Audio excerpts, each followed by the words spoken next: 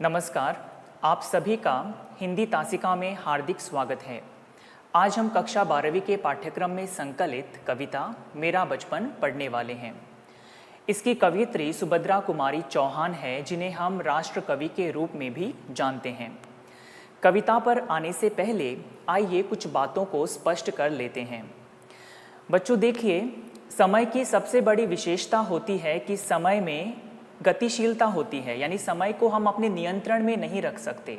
समय में एक प्रवाह होता है और इसीलिए समय कभी भी किसी के लिए रुकता नहीं है। साथ ही साथ समय की दूसरी बड़ी विशेषता ये होती है कि समय परिवर्तनशील होता है, यानी कि समय के साथ साथ हमारे आसपास की चीज़ों में, वातावरण में, या फिर यूँ कहे प्रत्येक मनुष्य के जीवन में बदलाव होते हैं। परिवर्तन शब्द का अर्थ है बदलाव। उदाहरण के लिए आप एक पौधे का उदाहरण ले सकते हैं। जैसे एक पौधा समय के साथ साथ एक वृक्ष का रूप धारण करता है, तो उस पौधे से लेकर उस वृक्ष बनने तक के सफ़र में उस पौधे को कई सारे संघर्षों से होकर गुजरना पड़ता है। तपती धूप या फिर आंधी तूफान का उसे सामना करना पड़ता है और तब जाकर वो एक विशाल तथा शक्तिशाली वृक्ष बन जाता है। मनुष्य के संदर्भ में भी कुछ ऐसा ही है। मनुष्य जन्म लेता है और यश की सीढ़ियां चढ़ने तक वो न जाने कितने संघर्षों से होकर गुजरता है, और इन्हीं संघर्षों के कारण व्यक्ति के स्वभाव में बदलाव आना स्वाभाविक है। जैसा हम अपने बचपन में होते हैं, बड़े होते होते हमारे स्वभाव में भी वैसे ही बदलाव होते चले जाते हैं। समय प्रवाह के साथ हम बड़े होते चले जाते हैं। जहां हम एक ओर अपने सपनों को साकार करने, अपने बचपन में शिक्षा प्राप्त करते हुए बड़े होते हैं, तथा कभी कभी बचपन में मस्ती करना इसलिए सही नहीं मानते, उचित नहीं मानते, क्योंकि हमें लगता है कि अगर हमने पढ़ाई नहीं की तो भविष्य में हमारा क्या होगा। और यही बातें हमारे माता पिता तथा हमारे शिक्षक हमें समय समय पर बताते रहते हैं। लेकिन आगे भविष्य में हम कितने ही बड़े पदों पर क्यों न पहुंच जाए, हर एक व्यक्ति को अपना बचपन ज़रूर याद आता है। देखिए बच्चों, मनुष्य का जीवन काल बहुत ही सीमित होता है, यानी कोई भी व्यक्ति यहाँ अमर नहीं है, हमेशा के लिए नहीं आया है। तो इस सीमित समय में उसे कई सारी भूमिकाएं निभानी पड़ती है। एक व्यक्ति के रूप में एक व्यक्ति की कई भूमिकाएं होती है। एक पुरुष या एक कोई भी व्यक्ति एक पिता होता है, वो एक पति होता है, बेटा होता है, भाई होता है। तो ये अनेक भूमिकाएं उसे निभानी पड़ती है, और इन भूमिकाओं को निभाते निभाते कई बार उसे स्वयं के लिए ही समय नहीं मिलता। बचपन में हम अपने माता पिता को उल्टे जवाब देकर उनका मन दुखाते हैं। उनके मन की पीड़ा हम तब अनुभव करते हैं जब हम स्वयं उनकी जगह पर होते हैं, और ये कटु सत्य है। बचपन में यदि हम बीमार रहे तो हमारे माता पिता हमारे सिरहाने बैठकर हमारी देखभाल करते हैं, परंतु हमारे बुढ़ापे में हमारे साथ कौन होगा, इस पर ज़रूर विचार कीजिएगा। अब देखिए, आज हम कविता पढ़ने वाले हैं मेरा बचपन। तो एक प्रश्न है यहाँ पर जो आप स्क्रीन पर देख सकते हैं कि बचपन कैसा होता है।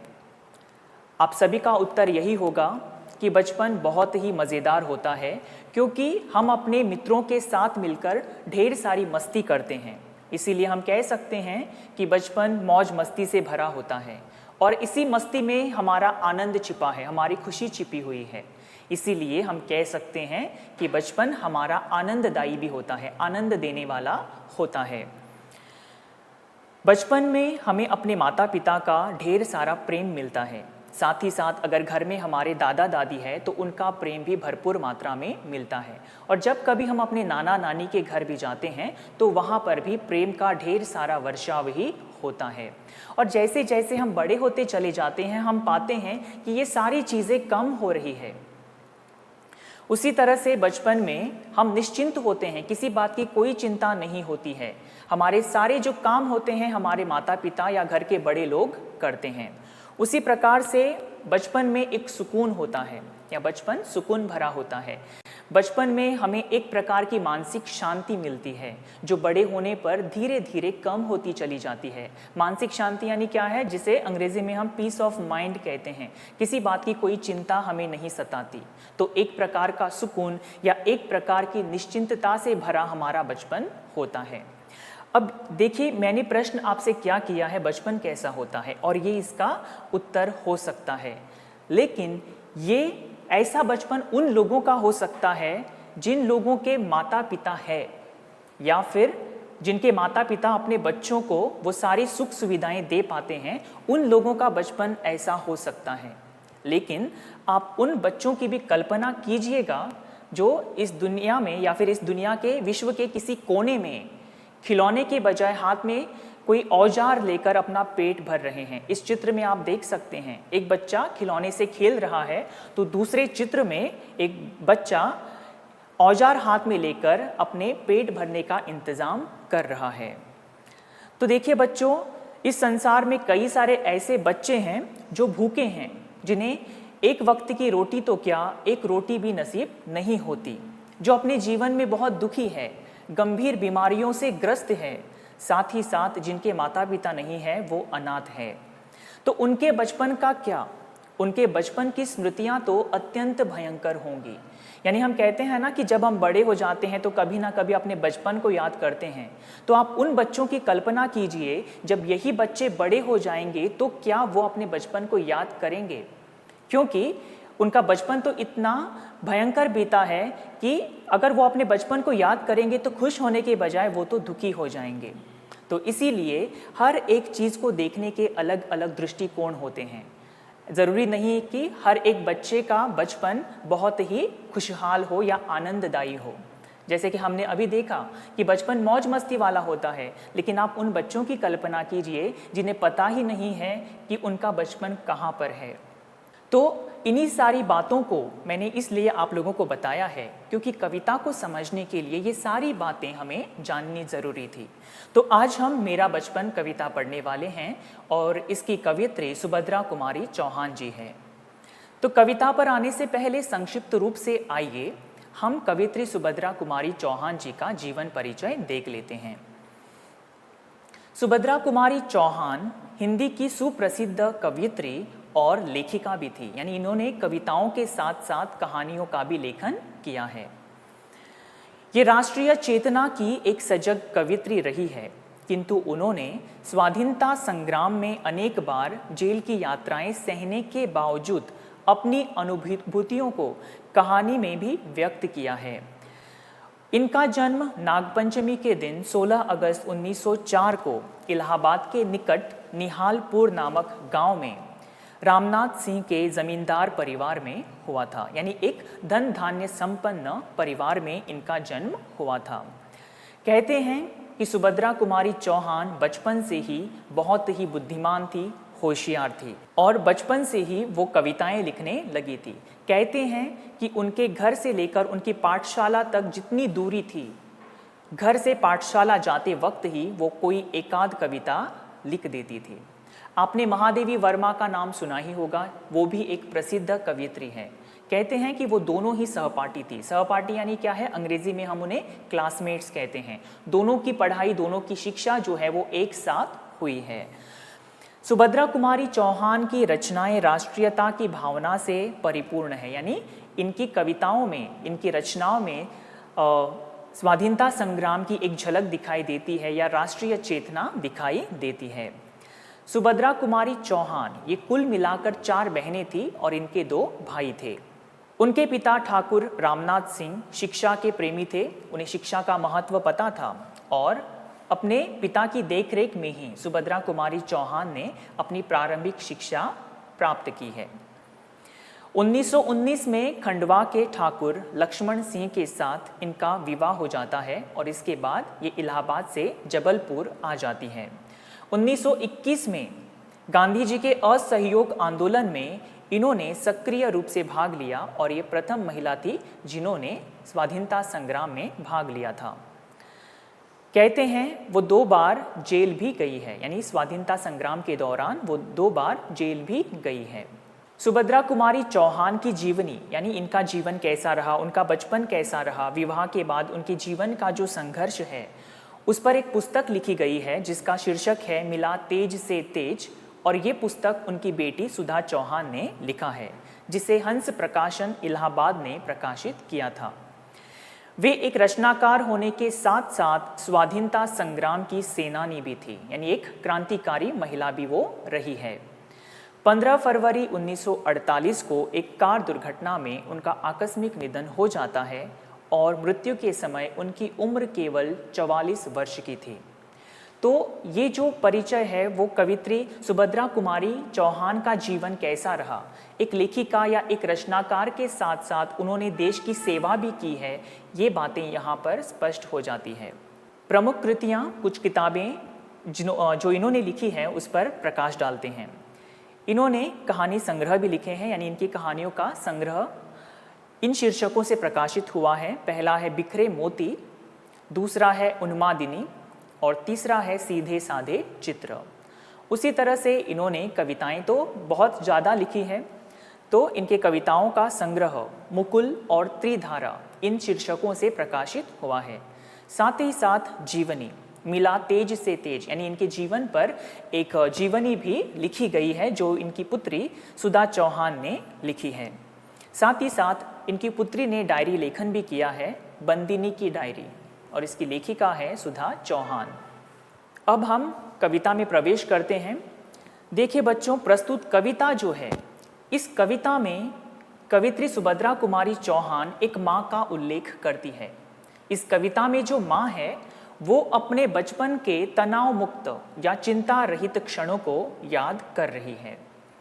हम अगर कविता का अध्ययन करते समय कवित्री को भी इसमें शामिल कर सकते हैं कि कवित्री अपने बचपन को याद कर रही है, क्योंकि आपके पाठ्य पुस्तक में वहाँ स्पष्ट शब्दों में लिखा है कि एक माँ अपने बचपन को याद कर रही है। उसी दृष्टि से मैं आज आप लोगों को ये कविता पढ़ाने वाला हूँ। तो प्रस्तुत कविता जो है वो विश्व की समस्त माताओं को समर्पित है। इस कविता में प्रत्येक माँ के अंतर्मन के दर्शन होते हैं। शायद इस माँ का बचपन बहुत ही सुख के साथ, आनंद के साथ या मधुर रहा होगा या मधुर बीता होगा, और इसीलिए इस कविता में जो माँ है वो अपने बचपन को फिर से एक बार जीना चाहती है, अनुभव करना चाहती है। मैंने ये बात किस लिए बताई, क्योंकि मैंने आप लोगों को शुरुआत में ही बताया है उन बच्चों का क्या जिनका कोई बचपन ही नहीं है, क्योंकि वो अपने बचपन को तो कभी याद ही नहीं करना चाहेंगे, क्योंकि उनकी बचपन की स्मृतियाँ, वो यादें उतनी ज़्यादा भयंकर है। तो ये माँ अपने बचपन को शायद इसलिए याद करना चाहती है क्योंकि इनका बचपन बहुत ही आनंद के साथ और सुख के साथ बीता होगा। साथ ही साथ इस कविता में हम देखेंगे कि एक नारी के बेटी से माँ बनने तक का सफ़र भी इस कविता में हमें स्पष्ट रूप से दिखाई देता है। कविता की भाषा बहुत ही सहज है, सरल है तथा भावों के अनुकूल है। तो आइए हम कविता पढ़ना शुरू करते हैं। कवित्री लिखती हैं, बार बार आती है मुझको मधुर याद बचपन तेरी, गया ले तू जीवन की सबसे मस्त खुशी मेरी। यहाँ पर कवित्री सुभद्रा कुमारी चौहान, परीक्षा की दृष्टि से जब आप उत्तर लिखते हैं तो अक्सर आप इस तरह से लिखते हैं, लेकिन जब मैं आप लोगों को बताऊंगा तब मैं बार बार माँ का ही उदाहरण लूँगा या एक माँ को ही केंद्र में रखकर इस कविता को पढ़ाने की कोशिश करूँगा। तो आइए इन पंक्तियों का अर्थ समझते हैं। प्रस्तुत कविता में कवित्री ने एक माँ को दिखाया है, हमने अभी अभी इसके बारे में जानकारी प्राप्त की है। तो इस कविता में कवित्री सुभद्रा कुमारी चौहान जिस माँ को दिखा रही है वो माँ अपने बचपन को बहुत याद कर रही है। इस कविता में जो माँ है वो अनुभव कर रही है कि बचपन के क्षण कितने मधुर थे, कितने सुखदायी थे, कितने सुख देने वाले थे, और इसी बचपन की यादों में ये माँ खोई हुई है और उस बचपन को ये माँ वापस बुला रही है और समय से शिकायत भी करती है कि हे समय, तूने ये मेरे साथ क्या किया, तू मेरा बचपन क्यों लेकर चला गया, मैं अपने बचपन को वापस फिर से अनुभव करना चाहती हूँ। अब ऐसा क्यों, या माँ ऐसा क्यों सोच रही है, क्योंकि आज ये माँ के जीवन में कई सारी जिम्मेदारियाँ आ गई है। आप यहाँ पर एक चित्र देख सकते हैं जहाँ पर एक माँ घर के सारे काम कर रही है, वहाँ पर एक बुजुर्ग व्यक्ति है उसकी सेवा कर रही है। जब ये माँ बच्ची थी तो कहाँ थी? अपने माता पिता के साथ थी, और उस समय वो क्या थी? एक माता पिता की बेटी थी, किसी की बहन थी। अब वो विवाह करने के उपरांत अपने ससुराल में पहुंच गई है। ससुराल में आने के बाद उसकी कई सारी भूमिकाएं अब बन गई है, जैसे वो किसी की पत्नी बन गई है, किसी की बहू बन गई है, और सबसे ऊपर वो किसी की माँ बन गई है। तो आज जिम्मेदारियां इतनी है, भूमिकाएं इतनी है कि हर किसी की सेवा करते करते उसे अपने लिए ही समय नहीं है। तो माँ सोचती है कि बचपन में ऐसा कुछ नहीं होता था, बचपन में केवल हम मौज मस्ती ही किया करते थे, और शायद इसीलिए माँ समय से शिकायत कर रही है कि हे समय, तू मेरे बचपन को लेकर क्यों चला गया? मैं अपने बचपन को वापस पाना चाहती हूँ। और बचपन के वो जो क्षण थे वो बहुत ही मधुर थे, ऐसा माँ अनुभव करती है। आज मेरे पास भौतिक साधन या भौतिक सुख के साधन कई सारे हैं, लेकिन बचपन वाला वो सुकून और बचपन वाला वो आनंद मुझे कहीं दिखाई नहीं दे रहा है।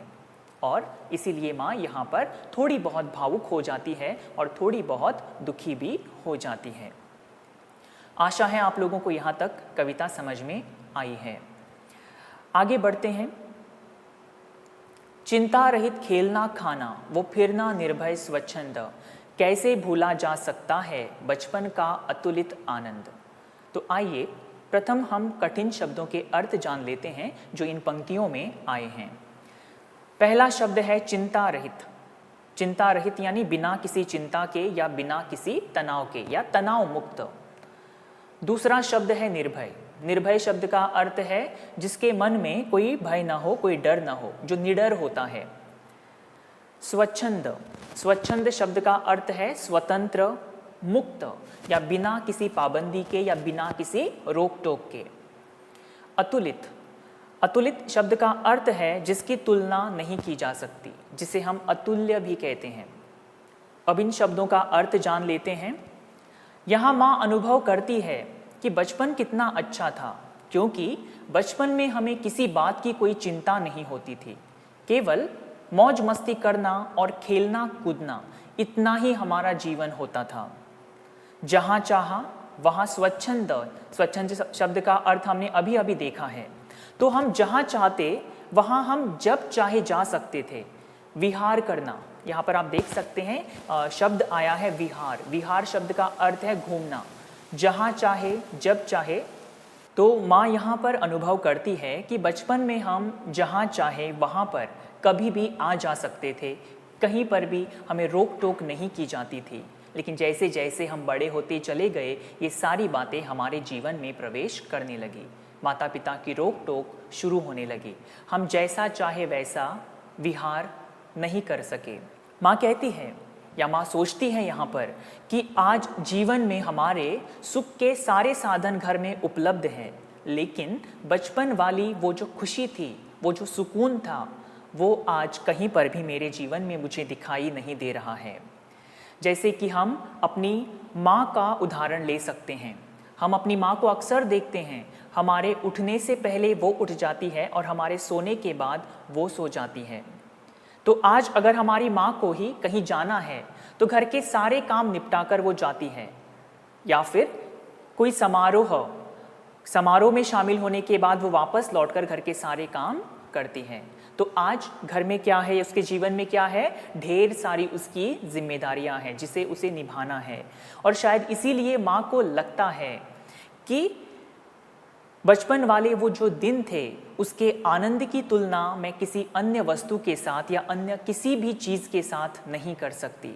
आज माँ का जीवन कैसा हो गया है, घर के अगर सभी लोग निश्चिंत है, खुश है, तो उसी में माँ की खुशी छिपी हुई है। लेकिन बचपन में क्या था, वो जहाँ चाहे वहाँ जा सकती थी। लेकिन आज जिम्मेदारियों के कारण कई बार वो अपने माता पिता से भी मिलने के लिए नहीं जाती है। और एक बात मुझे आप लोगों को बतानी है बच्चों, वो ये है कि आप लोगों को ये कविता समझने के लिए आपकी माँ का उदाहरण आपके ध्यान में रखना होगा। आपके माँ का जीवन कैसा है, उसे ध्यान में रखते हुए अगर आप इस कविता को समझने की कोशिश करेंगे तो निसंदेह आप लोगों को ये कविता समझ में ज़रूर आएगी। आशा है यहाँ तक आप लोगों की समझ में आया होगा। तो हम आगे बढ़ते हैं। आगे कवित्री लिखती है, ऊंच नीच का ज्ञान नहीं था, छुआछूत किसने जानी, बनी हुई थी आहा झोपड़ी और चिथड़ों में रानी। यहाँ छुआछूत यानी क्या है? अस्पृश्यता। उसी तरह से देखिए चिथड़ा, यहाँ एक शब्द आया है चिथड़ा।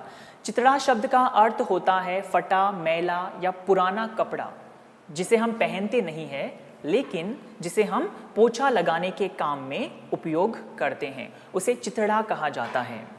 यहाँ माँ अनुभव करती है, माँ को याद आता है कि हमें बचपन में ऊंच नीच का ज्ञान नहीं था। यहाँ ऊंच नीच यानी क्या है? कौन अमीर है, कौन गरीब है, इन बातों का हमें पता तक नहीं था।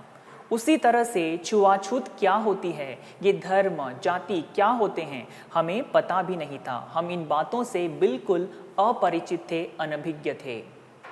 हर धर्म और हर जाति के मित्रों के साथ मिलकर हम कितना मौज मस्ती के साथ खेला करते थे।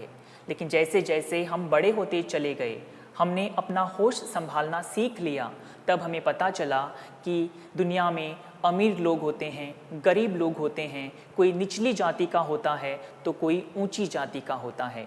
ये भेदभाव क्या होता है, ये हमें बड़े होने के बाद पता चला।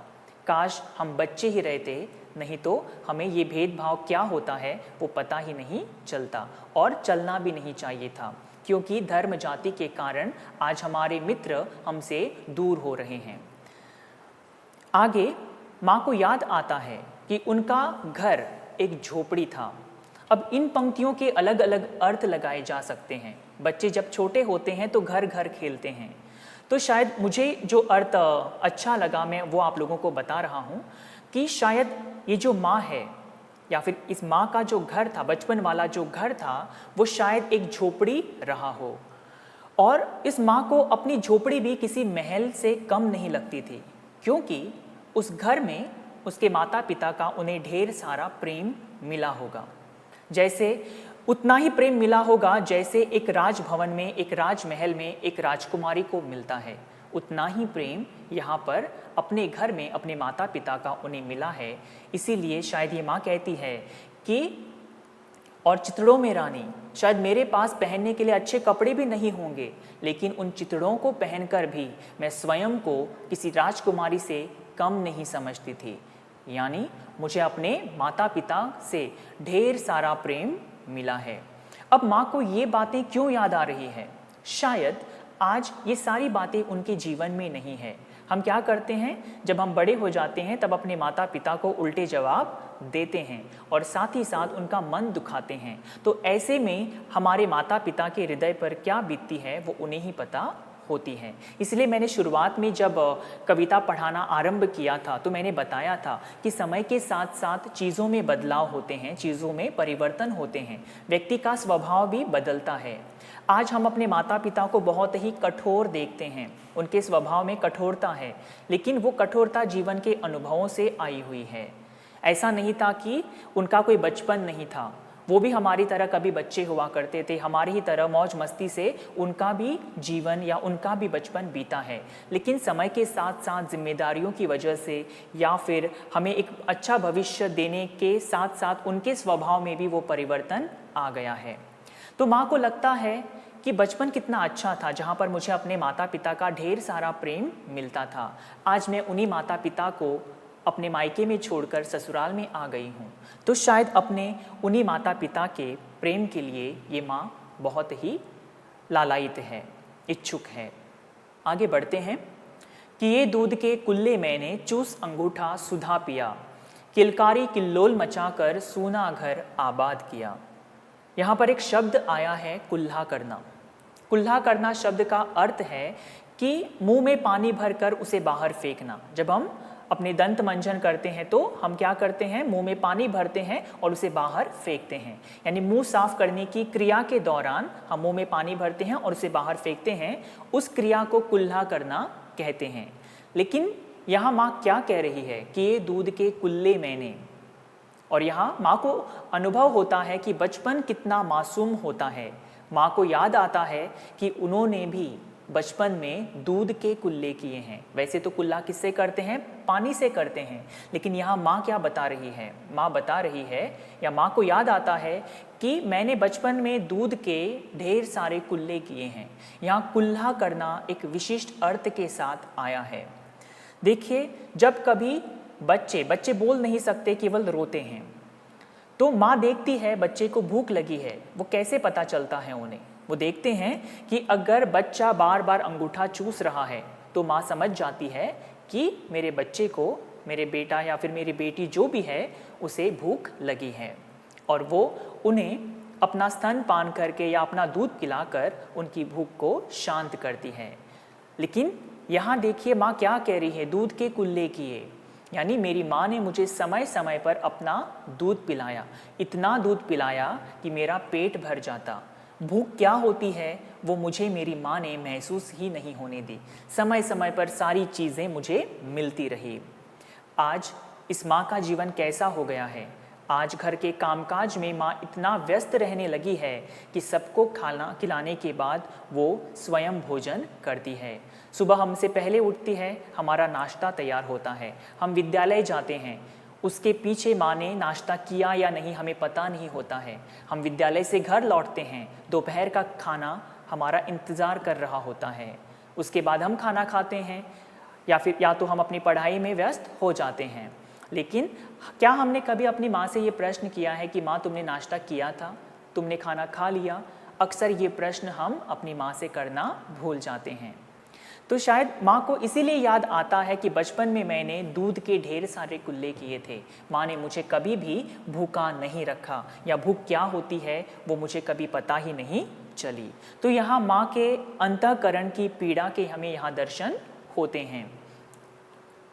और माँ को ये भी याद आता है कि उनकी किलकारी और किल्लोल मचाने से उनका सूना घर किस प्रकार से खुशियों से भर जाता था। आज कई बार जिन बच्चों के लिए माता पिता, यहाँ पर मैं दोनों का ही उल्लेख कर रहा हूँ, आज हमारे माता पिता जो हमारे शुभ चिंतक हैं, हमारी हर छोटी मोटी खुशी में या गम में हमारे साथ होते हैं, हम उन्हें ही उल्टे जवाब देते हैं। तो शायद माँ को लगता है बचपन में मेरी किलकारियों से मेरे घर में खुशियाँ बनी रहती थी, और आज जिन बच्चों के लिए मैं इतना कुछ कर रही हूँ उन्हें मेरी कद्र तक नहीं है। और शायद इसी संदर्भ में माँ को ये प्रसंग या ये घटनाएं याद आ रही है। आगे बढ़ते हैं। रोना और मचल जाना भी क्या आनंद दिखाते थे, बड़े बड़े मोती से आंसू जयमाला पहनाते थे। जयमाला शब्द का अर्थ है जब कोई भी व्यक्ति किसी भी स्पर्धा में विजेता होता है या फिर कहीं पर भी विजयी होकर लौटता है, तब उन्हें जो माला पहनाई जाती है उसे जयमाला कहते हैं। यहाँ पर एक और शब्द आया है, वो है मचल जाना। मचलना यानी क्या है? बेचैनी उत्पन्न होना, किसी चीज़ को पाने की एक तीव्र इच्छा मन में उत्पन्न होना, उसे मचलना कहते हैं, बेचैन होना। तो यहाँ माँ को याद आता है कि बचपन में अगर किसी इच्छा को या किसी वस्तु को या यूँ कहे किसी खिलौने को मुझे प्राप्त करना होता और मेरे माता पिता वो मुझे नहीं देते, तो मैं क्या करती थी? मैं बड़े बड़े मोती से आंसू उनके सामने बहा देती थी। मैं ज़ोर ज़ोर से उनके सामने जाकर उस वस्तु को, उस खिलौने को पाने के लिए रो देती थी। और क्या हो जाता था इसका परिणाम? कि मेरी सारी इच्छाएं पूरी हो जाती थी। बचपन के रोने में दुख नहीं था, बल्कि आनंद की अनुभूति थी। अब माँ स्वयं को उस जगह पर पाती है जहाँ पर कभी उसके माता पिता होते थे। माँ को याद आता है कि बचपन में मेरी हर मांग केवल रोने से ही पूरी हो जाती थी। आज मेरे बच्चों का भविष्य मेरे सामने है तथा उनके सपने तथा उनकी इच्छाएं मेरे लिए प्राथमिक है या प्रथम आती है। ऐसा नहीं है कि माँ की कोई इच्छाएं बाकी नहीं रही, वो खत्म हो चुकी हैं, ऐसा नहीं है। हम अक्सर देखते हैं कि किसी समारोह में जाने के लिए माता पिता बच्चों को नए कपड़े खरीदते हैं, लेकिन स्वयं पुराने ही कपड़ों में हर एक कार्यक्रम में सहभागी होते हैं। तो इसके पीछे उनका कंजूसी भरा स्वभाव नहीं होता, लेकिन अपने बच्चों को एक उज्जवल भविष्य देने के लिए वो बचत करते हैं। तो आज बच्चों का भविष्य तथा उनकी इच्छाएं प्रथम है, ऐसा माँ अनुभव करती है। लेकिन मन के किसी कोने में वो अपनी इच्छाओं को भी संजोए हुए हैं, जिसे वो कभी व्यक्त नहीं होने देती, क्योंकि अपने बच्चों के भविष्य के बारे में वो ज़्यादा सोचती है। मैं रोई, माँ काम छोड़कर आई, मुझको उठा लिया, झाड़ पोंछ कर चूम चूम गीले गालों को सुखा दिया। अब इन पंक्तियों को समझते हैं। माँ को याद आता है कि जब वह एक छोटी बच्ची हुआ करती थी और छोटे बच्चे क्या करते हैं, खेलते हुए यहाँ वहाँ दौड़ते हैं। उन्हें इस बात का भी पता नहीं होता कि अगर वो कहीं जाकर गिर गए, चोट लगी तो उन्हें ही पीड़ा होगी। लेकिन बच्चे तो निडर होते हैं, अनभिज्ञ होते हैं, मासूम होते हैं, किसी सही गलत का फर्क उन्हें पता नहीं होता है। तो माँ को याद आता है कि जब कभी वो खेलते हुए यहाँ वहाँ दौड़ा करती और दौड़ते हुए वो गिर जाती और चोट लगती, तो उनकी माँ जहाँ भी होती, जहाँ कहीं पर भी होती, कुछ भी कर रही होती, वो अपना काम धाम छोड़कर मेरे पास दौड़ी चली आती और दौड़कर आने के बाद बड़े ही प्रेम के साथ मुझे अपने गोद में उठा लेती और मेरे आंसुओं को वो पोंछती, मेरे गीले गालों को लाड़ प्यार से वो सुखा देती। शायद आज ये माँ उन सारी बातों को बहुत याद कर रही है। शायद ये माँ स्वयं को बहुत ही अकेला महसूस करती है। हम अक्सर देखते हैं कि गृहिणियों का काम उतना आसान नहीं होता जितना हमें दिखता है या जैसा हम समझते हैं। घर के काम करते वक्त, खासकर खाना बनाते वक्त या रसोई घर में जो भी काम होते हैं, वो करने के दौरान उंगली कट जाती है, हाथ कट जाता है, कई बार कुछ गर्म वस्तु हमारे हाथ के ऊपर गिर जाती है और हम केवल देखते हैं। अगर ऐसा हमारी माँ के साथ भी होता है तो हम अक्सर क्या करते हैं, देखते हैं और सोचते हैं ये तो मामूली सा घाव है, समय के साथ भर जाएगा। तो यहाँ ये माँ इसलिए ये सारी बातें याद करती है। तो उन्हें याद आता है कि बचपन में क्या था, जब मैं केवल गिर भी जाती थी तो माँ दौड़ी चली आती थी। लेकिन आज ये सारी चीज़ें नहीं हो पा रही है, क्योंकि मैं माँ को छोड़कर अपने ससुराल में हूँ और यहाँ उसी तरह से दौड़कर आने वाला यहाँ कोई नहीं है। और यहाँ अत्यंत भावुकता के साथ ये माँ अपनी माँ की ममता को याद कर रही है। तो आप भी ज़रा ध्यान दीजिएगा कि आप कभी अपने माता पिता की ऐसे हालचाल पूछते हैं या नहीं पूछते। आगे बढ़ते हैं। दादा ने चंदा दिखलाया, चंदा यानी चांद, नेत्र यानी आँखें, निरयुत, निर शब्द का सरल अर्थ है पानी और यहाँ नीर शब्द का अर्थ है आंसू या अश्रु। निर्युत यानी आंसुओं से, दमक उठे, दमक उठना यानी चमक उठना, धुली हुई मुस्कान देखकर, धुली हुई मुस्कान यानी जब कभी हम रोते रोते हंसने लग जाते हैं तो उसे धुली हुई मुस्कान कहते हैं। सो धुली हुई मुस्कान देखकर सबके चेहरे चमक उठे। चेहरे चमक उठना, इसका अर्थ है प्रसन्न होना। तो यहाँ देखिए, यहाँ ये माँ अपने दादा के प्रेम को याद कर रही है, दादाजी की उन्हें याद आती है। इसके पहले वाले पंक्तियों में हमने देखा कि जब कभी माँ गिर जाती तो उनकी माँ दौड़कर आती और उन्हें बड़े ही स्नेह से उठाती और उनके गीले गालों को सुखा देती। ज़रूरी नहीं है कि बच्चे गिरने के बाद ही रोते हैं। जब कभी बच्चों को अस्वस्थ महसूस होता है, उनकी सेहत ठीक नहीं रहती, तब भी बच्चे दिन भर रोते हैं और बच्चों को रोता हुआ देखकर घर के सारे लोग भी दुखी हो जाते हैं, अस्वस्थ वो भी हो जाते हैं कि इसे क्या हुआ है। और इसीलिए बच्चों को रोता हुआ देखकर उनका ध्यान भटकाया जाता है। जैसे हम बच्चों को गोद में लेकर क्या करते हैं, वो देखो चांद है, वो देखो वो पेड़ है, वो कौवा है। इस तरह से हम बच्चों को अलग अलग चीज़ें दिखाकर उनका ध्यान भटकाते हैं और कई बार अलग तरह के चेहरे बनाकर हम बच्चों को हंसाने की कोशिश करते हैं। तो जैसे ही माँ को अपने दादाजी की याद आती है, जो उन्हें अपने कंधों पर बिठाकर चांद दिखाया करते थे या चंदा दिखाया करते थे, उनकी आंखें भर आती है।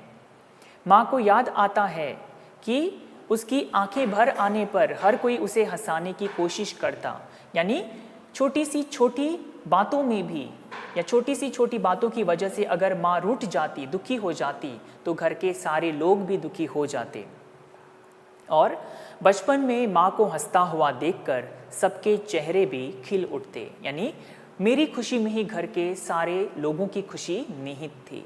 और आज शायद माँ को उनके बच्चे उल्टे जवाब देते हैं तो माँ के हृदय को बहुत ही ठेस पहुँचती है, उनका मन बहुत ही टूटता है, उनके मन पर आघात होता है। आशा है यहाँ तक आप लोगों के समझ में ये कविता आई होगी। और जैसे कि मैंने पहले ही बताया है, एक माँ के जीवन को ध्यान में रखते हुए मैं ये कविता आप लोगों को समझा रहा हूँ। इस कविता में जो माँ है वो कवित्री भी हो सकती है, क्योंकि कवित्री भी स्वयं एक माँ थी। आजा बचपन एक बार फिर, दे दे अपनी निर्मल शांति, व्याकुल व्यथा मिटाने वाली वो अपनी प्राकृत विश्रांति। यहाँ एक शब्द आया है निर्मल। निर्मल यानी शुद्ध या पवित्र। उसी तरह से व्यथा, व्यथा शब्द का अर्थ है पीड़ा या दुख। प्राकृत शब्द का अर्थ है प्राकृतिक, स्वाभाविक या नेचुरल। विश्रांति, विश्रांति शब्द का सरल अर्थ है आराम, लेकिन कविता के संदर्भ में इसका अर्थ हो जाता है एक मानसिक शांति, पीस ऑफ माइंड, तनाव रहित जीवन। तो यहाँ माँ जो है अपने बचपन को अत्यंत उत्सुकता के साथ अपने बचपन को वापस बुला रही है। वो चाहती है कि हे बचपन, तू वापस लौटकर एक बार मेरे जीवन में आ, मैं तुझे पुनः एक बार अनुभव करना चाहती हूँ, जीना चाहती हूँ। बचपन की उस निर्मल शांति को मैं फिर से अनुभव करना चाहती हूँ। और ये इच्छा वो समय से व्यक्त करती है कि हे समय, तू मेरा बचपन मुझे वापस लौटा दे, क्योंकि बचपन में जो निर्मल शांति हुआ करती थी, आज समय प्रवाह के साथ वो कहीं खो गई है। मुझे उसे पुनः अनुभव करना है, क्योंकि आज जिम्मेदारियां इतनी बढ़ गई है कि माँ का जीवन जो है पूरी तरह से व्यस्त हो चुका है। स्वयं के लिए ही उसे समय नहीं है। अपने बच्चों की देख रेख करते हुए, अगर घर में सास ससुर है तो उनकी सेवा करना तो उनका परम कर्तव्य है, उसी तरह से पति की भी सेवा करना उनका धर्म है। और इन सारी जिम्मेदारियों को और अलग अलग भूमिकाओं को निभाते निभाते माँ को अपने लिए समय ही नहीं मिलता है। और इसलिए वो चाहती है, या माँ सोचती है कि बचपन में जो एक प्राकृतिक मानसिक शांति थी, आज वो कहीं पर भी नहीं है। माँ सुबह उठती है तो बच्चों के नाश्ते की चिंता, बच्चे विद्यालय चले जाते हैं, पाठशाला चले जाते हैं तो उनके पीछे घर के काम निपटाने की चिंता। जैसे ही घर के काम हो जाते हैं, बच्चों के आने का समय हो जाता है तो उनके भोजन बनाने की चिंता। उठने से पहले भी चिंता और सोने के बाद भी माँ को चिंता सताए रहती है। इसलिए शायद माँ यहाँ सोचती है कि काश मेरा बचपन मुझे वापस मिल जाता, क्योंकि बचपन में जो निर्मल शांति थी और एक जो प्राकृत या फिर जो नैसर्गिक मानसिक शांति हमें मिलती थी या हमारे पास जो होती है, आज वो कहीं पर भी नहीं है। भौतिक सुख के साधन तो मेरे पास कई हैं, लेकिन मानसिक शांति देने वाले साधन मेरे पास कहीं पर भी नहीं है। और इन्हीं बातों को सोचते हुए माँ दुखी होने के साथ साथ बहुत भावुक भी हो जाती है। मैं बचपन को बुला रही थी, बोल उठी बिटिया मेरी, बिटिया यानी बेटी। नंदन वन सी फूल उठी, नंदन वन यानी बगीचा। ये छोटी सी कुटिया मेरी, कुटिया शब्द का अर्थ है झोपड़ी। तो यहाँ माँ अपने घर को कुटिया बता रही है। इस पूरी कविता में हम शुरुआत से अंत तक देखते हैं कि माँ अपने बचपन के तनाव मुक्त जीवन को याद कर रही है और बचपन की यादों में खोई हुई माँ को उनकी बेटी माँ कहकर पुकारती है। जो कहीं बाहर खेल रही थी, वो घर के भीतर प्रवेश करती है और बचपन की यादों में खोई हुई ये माँ उन यादों से, उन स्मृतियों से बाहर आ जाती है और अपनी बेटी की ओर देखती है और माँ का चेहरा खुशी से प्रसन्न हो जाता है। वो बहुत खुश हो जाती है जब उनकी बेटी उन्हें माँ कहकर पुकारते हुए घर के भीतर प्रवेश करती है। यहाँ तक हमने इस कविता में देखा है कि बचपन माँ के तनाव मुक्त जीवन को याद कर रही है। चिंता रहित खेलना खाना, वो निर्भयता के साथ स्वच्छंद विहार करना, ये सारी बातें माँ को याद आती है। माँ को याद आता है कि बचपन में छुआछूत का ज्ञान नहीं था, उन्होंने किस प्रकार से दूध के कुल्ले किए थे, किस प्रकार से उनकी इच्छाएं पूरी होती थी। ये सारी बातें माँ को याद आ रही है। तो ऐसे में बचपन की यादों में खोई हुई माँ को उनकी बेटी जो बाहर कहीं खेलने गई थी, वो घर के भीतर प्रवेश करती है और उन्हें माँ कहकर पुकारती है तो माँ बहुत खुश हो जाती है। माँ अनुभव करती है अब उनके जीवन का मकसद केवल उनकी बेटी को एक अच्छा जीवन देना ही है। सो उनकी बेटी ही अब उनका जीवन है तथा उनकी खुशी अपनी बेटी की खुशियों में ही निहित है, ऐसा माँ अनुभव करती है। तो जैसे ही उनकी बेटी उन्हें पुकारती है तो ये जो घर है या फिर वो घर का जो वातावरण है वो पूरी तरह से प्रसन्न चित्त हो जाता है। माँ को लगता है कि उनका ये छोटा सा घर एक नंदन वन बन गया है। ठीक उसी तरह से जब वो छोटी बच्ची थी और उनकी किलकारी किल्लोल मचाने से उनका सूना घर खुशियों से भर जाता था। तो यहाँ माँ की ममता के हृदय के दर्शन भी हमें होते हैं। आगे बढ़ते हैं। आगे की पंक्तियाँ कुछ इस तरह से हैं। माँ ओ कहकर बुला रही थी, मिट्टी खाकर आई थी, कुछ मुंह में कुछ लिए हाथ में मुझे दिखाने लाई थी। तो ये बेटी जो है यानी वो बाहर खेलने के लिए गई थी, आंगन में वो खेल रही होगी। जैसे वो घर के भीतर प्रवेश करती है वो ओ माँ कहकर अपनी माँ को पुकारती है। यहाँ माँ ओ है पंक्तियों में, लेकिन वो क्या है, ओ माँ कहकर वो अपनी माँ को पुकार रही है, बुला रही है। माँ देखती है कि जब मैंने इसे बाहर खेलने के लिए छोड़ा था तब तो ये साफ सुथरी थी, और जैसे वो घर के भीतर प्रवेश करती है वो पाती है कि मेरी बेटी के पूरे शरीर पर मिट्टी लगी हुई है।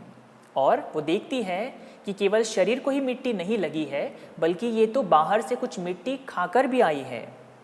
तो पूरे मुंह पर उसके मिट्टी लगी हुई है तथा कुछ मिट्टी उसके हाथ में भी है। तो अपनी बेटी के बचपन में माँ अपने बचपन को देखती है। माँ सोचती है कि अगर मैं अपनी बेटी को डांट दूं कि तूने ये क्या किया, मिट्टी क्यों खाई, तो ऐसे में माँ सोचती है कि क्या मुझे मेरी बेटी पर गुस्सा होना चाहिए, क्योंकि जब मैं बेटी थी या मैं भी बच्ची हुआ करती थी तब शायद मैंने भी ऐसी हरकतें की हो और मेरी माँ ने शायद उस समय मुझे लाड़ प्यार से पोंछा हो।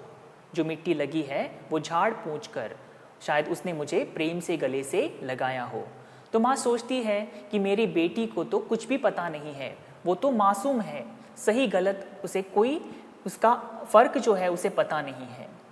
तो ऐसे में मुझे अपनी बेटी को डांटने के बजाय, उस पर गुस्सा होने के बजाय तो ये मेरा कर्तव्य है कि मैं अपनी बेटी को लाड़ प्यार से साफ कर दूं। इसके बाद माँ जो है अपनी बेटी को देखती है कि बाहर से ये मिट्टी खाकर आई है और डांटने के लिहाज में, शरारत भरे अंदाज में माँ अपनी बेटी से प्रश्न करती है, ये क्या लाई? बोल उठी वो, माँ काओ। माँ काओ यानी खाओ। बच्चे जब शुरुआत में ही बोलना प्रारंभ करते हैं तो उनकी भाषा स्पष्ट होती है, जिसे हम तोतली भाषा कहते हैं। तुतलाते हुए बच्चे बोलना प्रारंभ करते हैं। हुआ प्रफुल्लित, प्रफुल्लित यानी आनंदित, हृदय खुशी से। मैंने कहा तुम ही खाओ। तो माँ जो है अपनी बेटी को डांटते हुए पूछती है कि ये तुमने क्या किया? मैंने तुम्हें बाहर खेलने के लिए छोड़ा था, तुम तो मिट्टी खाकर आई हो और पूरे कपड़े भी तुमने मैले कर दिए हैं। लेकिन प्रश्न एक पूछा गया है, बेटी उत्तर कुछ और ही देती है।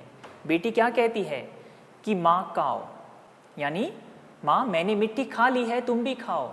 तो बेटी को प्रश्न ही नहीं पता, समझ में नहीं आ रहा कि माँ मुझसे क्या पूछ रही है। तो ऐसे में बचपन कितना मासूम होता है ये माँ यहाँ अनुभव करती है। और बेटी के मुख से ये सुनने के बाद माँ का गुस्सा भी तुरंत शांत हो जाता है और वो गुस्सा प्रेम में परिवर्तित हो जाता है। और अपनी बेटी के साथ शरारत करते हुए ये माँ कहती है कि मुझे मिट्टी नहीं खानी है, ये मिट्टी तुम ही खाओ। अब इसका आप शाब्दिक अर्थ मत लो, ऐसा नहीं है कि अब माँ जो मिट्टी उसके हाथ में है वो उसे खाने दे देगी। शायद उसके बाद माँ ने उसे साफ किया होगा और साफ सुथरे कपड़े पहनाए होंगे। लेकिन शरारत करने के अंदाज में माँ ने अपनी बेटी से कहा कि बेटी मुझे मिट्टी नहीं खानी है, तुम ही इसे खाओ। आशा है बच्चों कि आप लोगों को ये कविता समझ में आ रही है। आगे, पाया मैंने बचपन फिर से, बचपन बेटी बन आया, उसकी मंजुल मूर्ति देखकर मुझ में नव जीवन आया। नव जीवन यानी नया जीवन। मंजुल मूर्ति, मंजुल यानी सजा हुआ, मूर्ति यानी यहाँ पर चेहरा, किसी भगवान की मूर्ति नहीं, तो यहाँ मूर्ति शब्द का अर्थ है मुख या चेहरा। तो यहाँ माँ जो है अपने बचपन को याद कर रही है और माँ को लगता है कि अपनी बेटी के रूप में उन्होंने उसी खोए हुए बचपन को, जो समय के साथ कहीं पीछे छूट गया था, उसे वापस पा लिया है। माँ सोचती है कि शायद उनका बचपन भी ऐसा ही रहा होगा, जिस तरह से मेरी बेटी बाहर मिट्टी खाकर आई है और मेरे लिए भी कुछ लेकर आई है, तो माँ को लगता है कि शायद मैंने भी इसी तरह की हरकतें की होंगी। और अपनी बेटी की मंजुल मूर्ति देखकर, मंजुल मूर्ति यानी मैंने अभी अभी आप लोगों को बताया है सजाया हुआ चेहरा, जैसे आप इस चित्र में देख सकते हैं कि इस बेटी को काला टीका लगाया गया है। तो बच्चों को काले टीके से हम सजाते हैं। इसके पीछे एक कारण ये भी है कि हम बच्चों को बुरी नज़र से बचाने के लिए काला टीका लगाते हैं। तो अपनी बेटी की मंजुल मूर्ति देखकर माँ को लगता है कि मानो उसका नया जन्म हुआ है, यानी बेटी के रूप में ही मेरा ही नया जन्म हुआ है। तो मेरा बचपन कहीं और क्यों जा सकता है, मेरा बचपन तो मेरे पास ही है और वो बचपन मेरी बेटी के रूप में ही मेरे पास है, मेरे साथ है। मैं भी उसके साथ खेलती, खाती हूँ, तुतलाती हूँ, मिलकर उसके साथ स्वयं मैं भी बच्ची बन जाती हूँ। तो यहाँ माँ अपने बचपन को फिर से अनुभव कर रही है। जब माँ को ये अनुभव हो जाता है कि मेरा बचपन कहीं नहीं गया, बल्कि मेरा बचपन तो मेरे पास ही है और मेरी बेटी के रूप में वो मेरे साथ है, तो माँ निश्चिंत हो जाती है कि मैं अपने बचपन को पुनः जी रही हूँ और अपने बचपन को वो फिर से अनुभव कर रही है, ऐसा माँ को लगता है। अपनी बेटी के साथ माँ खेलती है, खाना खाती है और साथ ही साथ उसी की भाषा में तुतलाते हुए उससे वार्तालाप करती है, उससे बातचीत करती है। हम कई बार देखो बच्चों से ढेर सारी बातें करते हैं तो उनकी हमारी भाषा कई बार उन्हें समझ में नहीं आती, तो उन्हीं के अंदाज में और उन्हीं की भाषा में हम उनसे बातें करते हैं। तो यहाँ माँ कहती है कि जब मैं अपनी बेटी के साथ होती हूँ तो मैं अपनी उम्र भूल जाती हूँ और उसके साथ होते होते बातें करते मैं उसके साथ कब बच्ची बन जाती हूँ ये भी मुझे पता नहीं चलता। मैं भी उसके साथ स्वयं बच्ची बन जाती हूँ। और कविता के अंत में कवित्री लिखती है, जिसे खोजती थी बरसों से अब जाकर उसको पाया, भाग गया था मुझे छोड़कर वो बचपन फिर से आया। और अंत में कवित्री इतना ही कहती है कि जिस बचपन को मैं बरसों से खोज रही थी, उस बचपन को मैंने पुनः अपनी बेटी के रूप में पा लिया है। और अपने बचपन को ये माँ अपनी बेटी के द्वारा फिर से अनुभव कर रही है। कैसे? वो अपनी बेटी के साथ खाना खाते वक्त या फिर उसे ढेर सारी बातें तोतली भाषा में करती है। उम्र का उन्हें यहाँ तक कि होश नहीं रहता कि मैं एक माँ हूँ और ये मेरी बेटी है। तो बेटी के साथ खेलते हुए समय बिताते बिताते माँ कब बच्ची बन जाती है उन्हें ही पता नहीं चलता। आशा है मेरा ये प्रयास आप सभी को पसंद आया होगा। इतनी ही छोटी सी कविता है, अत्यंत हृदय स्पर्शी ये कविता है। तो आइए जल्दी जल्दी देखते हैं कि इस कविता में हमने अब तक क्या पढ़ा है। तो एक कविता का सारांश यहाँ पर आपके लिए प्रस्तुत है। प्रस्तुत कविता में एक माँ अपने बचपन के चिंता रहित क्षणों को स्मरण कर रही है। माँ अनुभव करती है कि बचपन में किसी बात की कोई चिंता नहीं होती है। बचपन में ऊंच नीच तथा छुआछूत का ज्ञान नहीं होता। बचपन में किए हुए दूध के कुल्ले भी माँ को भरपूर याद आते हैं। माँ याद करती है कि उनके किलकारी और किल्लोल मचाने से उनके घर की रौनक हमेशा बनी रही। रोने और मचलने से सारी इच्छाएं पूरी हो जाती थी। दादा का चंदा दिखलाना भी माँ को बहुत याद आता है। माँ बचपन की उस प्राकृतिक विश्रांति को फिर से अनुभव करना चाहती है। बचपन की यादों में खोई हुई माँ को उनकी बेटी पुकारती है तो माँ को लगता है कि उसका घर नंदन वन सा बन गया है। माँ देखती है कि उनकी बेटी बाहर से मिट्टी खाकर आई है और उन्हें भी थोड़ी मिट्टी खाने के लिए कह रही है। तो माँ का रहा सहा क्रोध भी रफू चक्कर हो जाता है। माँ देखती है कि उसका बचपन उसे छोड़कर कहीं नहीं गया है, बल्कि उनका बचपन तो बेटी के रूप में वापस लौटकर आया है। माँ अनुभव करती है कि वो स्वयं अपनी बेटी के साथ खेलती है, तोतली भाषा में बोलती है तथा उसके साथ मिलकर वो भी स्वयं बच्ची बन जाती है। माँ को जिस बचपन का इंतज़ार था वो बचपन बेटी के रूप में उनके जीवन में वापस प्रवेश कर गया है। तो आशा है बच्चों आप लोगों को ये छोटी सी कविता पसंद आई होगी और मेरा ये प्रयास भी आप लोगों को पसंद ज़रूर आया होगा। और इसी के साथ मैं अपने शब्दों को विराम देता हूँ। धन्यवाद।